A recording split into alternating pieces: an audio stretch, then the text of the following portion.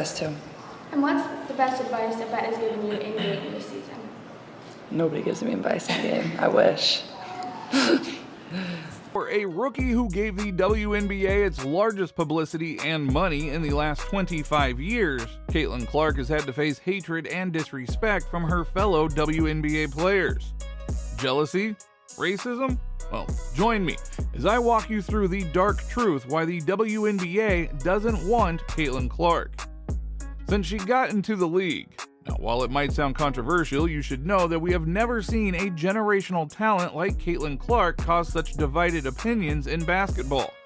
Now you could counter with Michael Jordan or LeBron James, but you should know that most of these haters deep down had nothing but respect for them, not to mention that their hatred was built over time. No veteran in the league was coming out each game to mock like this. Healthy competition here between two players that have been really just draped all over each other in the two meetings and then tonight's game. Keep in mind, Dejanay Carrington was an absolute her first ever game of the WNBA, forcing 10 turnovers. Right there you see Dejanay Carrington come out of position, get her with the hip. Or hurt them. I mean, that's clear all which was called. The question is, will they call it unnecessary? Kennedy Carter. Besides, her fellow rookie was not out for them like this. And knocks it down. A lot of contact. 50-50. 50-50.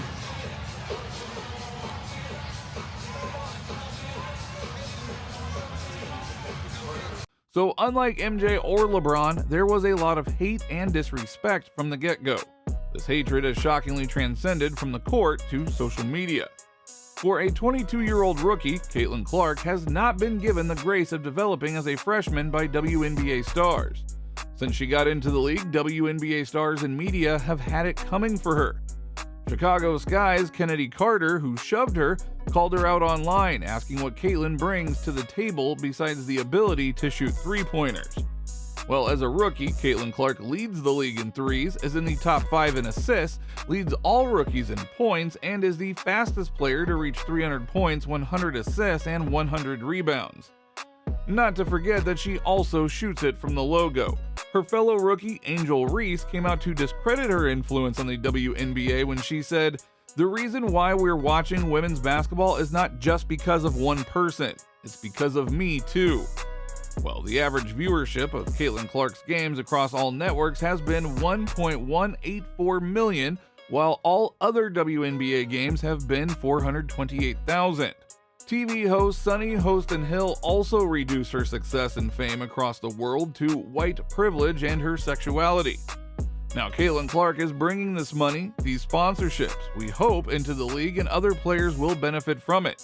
But I do think that she is more relatable to people because she's white, because she's attractive, and unfortunately, there is still that stigma against the LGBTQ+ community.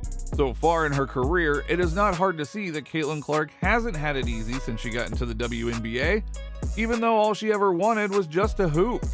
So why hasn't she had it easy? Why has the WNBA not welcomed this generational talent? Why doesn't the WNBA want Caitlin Clark? The presence of Caitlin Clark has sadly uncovered why the WNBA has struggled to grow for several years now. Since its inception, the league has had a narrow culture that is much more about progressive politics than it is about basketball. Now, that is not to say that politics should not exist in basketball. However, if you are an NBA fan, then you would know that it never gets in the way of a good game or series. But sadly, that is not the case with the WNBA. It is the activist kind, not the entertaining kind. And Caitlin Clark has been nothing short of entertaining. In fact, she just wants to hoop. So if we are being honest, she doesn't just hoop because for a while now she has pushed back against online commenters who have used her name in discussions to denigrate other WNBA players, saying any racist or misogynistic comments are not acceptable. Now you have to understand that because she is white and famous, her name has been brought up in culture wars and online debates. However, she has since admitted that bringing her up online was not something she can control because her job is to compete and play basketball. To be honest, I'm not really on social media. I don't read that. This is my job. My job is to compete and play basketball every single day. I think the more attention we can get on every team around this league, that's only going to help it get better and better. But yeah, like I said, like my job is just to continue to show up and, you know, help this team to get better. You know, obviously we're fighting for our first win, and that's my main focus, and that's where, you know, 110%, that's what I think about every single day, is come in and get better and focus on the things that I need to focus on.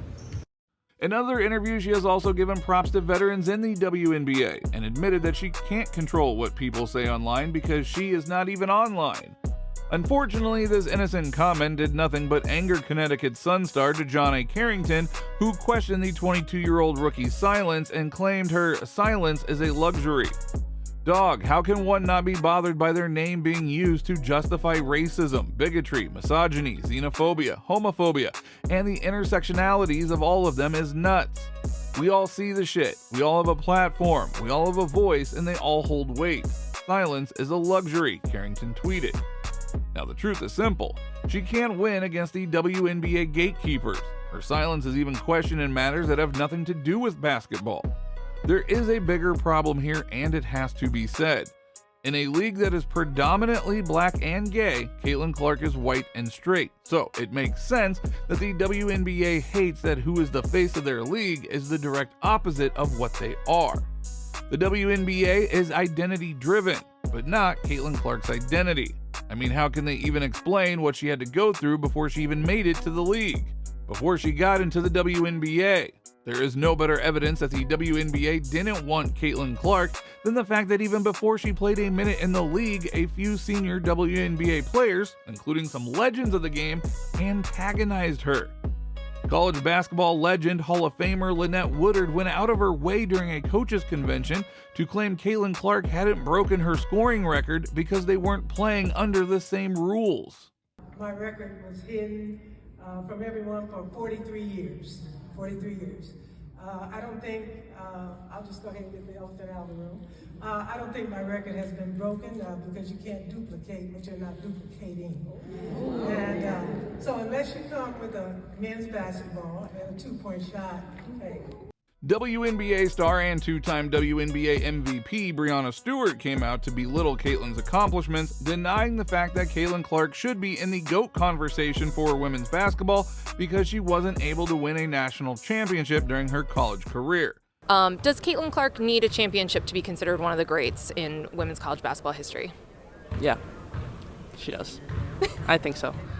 Because then you're gonna look 10 years back and you're gonna see all the records she's broken and the points and stuff like that. But anybody knows, you know, your goal when you play college basketball is to win a national championship. So you need one. Diana Taurasi, who is highly regarded as the WNBA's greatest player of all time, also unprovokedly took a shot at Caitlin Clark, saying that if Paige Bueckers enrolled in this year's draft, she'd pick her over Clark. Well, Bueckers has been exceptional, but in the last few years she has been injured and hasn't been as consistent as Caitlin did with an Iowa basketball team. But unfortunately, Taurasi didn't stop there. She also took a side shot at Caitlin's ability to transition to the WNBA and how she wouldn't be capable of dominating like she has been in the NCAA. Look, SVP, reality is coming. Okay. You know, there's levels to this thing, and that's just life. We all went through it. Of course. And you see it on the NBA side, and you're going to see it on this side, where, you know, you look superhuman playing against 18-year-olds, but you're going to come with some grown women that have been playing professional basketball for a long time. A quick look at how she was addressed by these legends, and you will notice that not a single one acknowledged Caitlin's success, and their criticism overshadowed the majority of the interviews.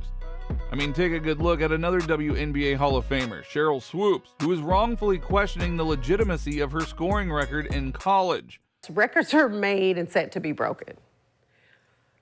But if you're going to break a record, this isn't just for Caitlin, but you asked me about Caitlin. If you're going to break a record, to me, if it's legitimate, you have to break that record in the same amount of time that that player set it. Okay. In, right? So if Kelsey Plum set that record in 4 years, well, Caitlin should have broke that record in 4 years. But because there's a COVID year and then there's another year, you know what I mean? So she's already had an extra year to break that record. So is it truly a broken record?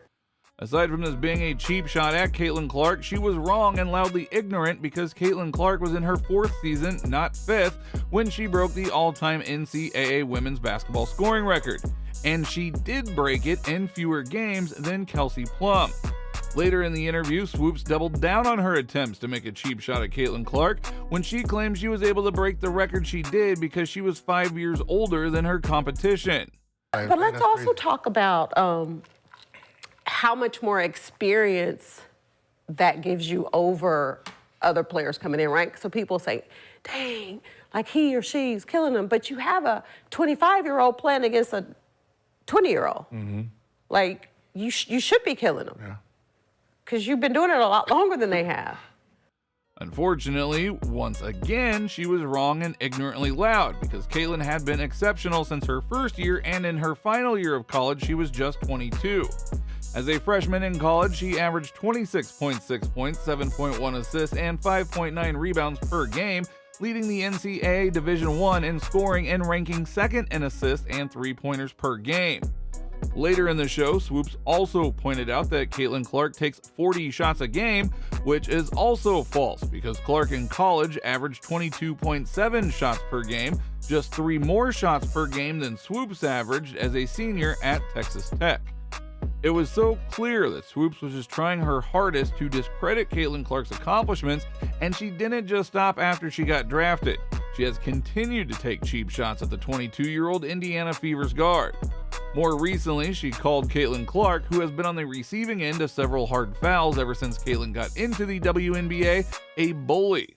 But with Angel, she's rugged, right? She's a rugged girl, right? She's built for trying to bully. She's a bullier, right? No one feels sorry for the bullier. She's not a bully. She's not a bully. Oh, you probably just never seen the poster. She's bullying the veterans. She's not a bully.